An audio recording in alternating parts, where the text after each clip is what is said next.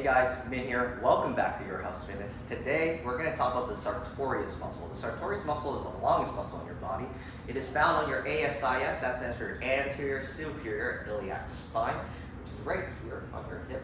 And it runs down your hip crest, inside of your thigh, and it will attach on the inner part of your shin bone. We call that your tibia. This means it has a lot of functions in the body. We'll go from hip down. On the hip itself, it weakly performs hip flexion. That's when your knee will bend into your chest. It can also abduct your leg, kind of like an alien abduction. It lifts your legs away from your body. Ooh, my legs are lifting up now. And also can laterally flex or laterally rotate or externally rotate your leg, like so. Now, because it crosses our knee joint, this means it also affects our knee itself. Not as strong as our hip, but it does provide weak knee flexion.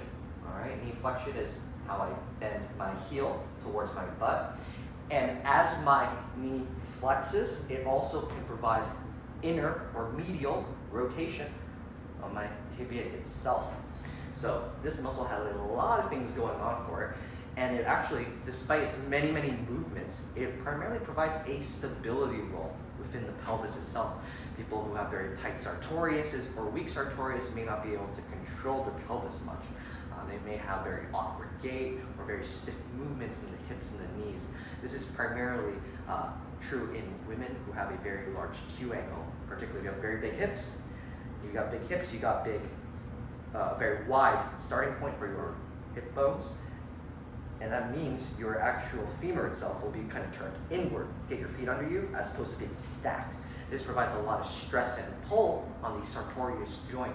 So if you have very large hips, recently been through pregnancy, for example, you may have tightness or issues in your sartorius joint.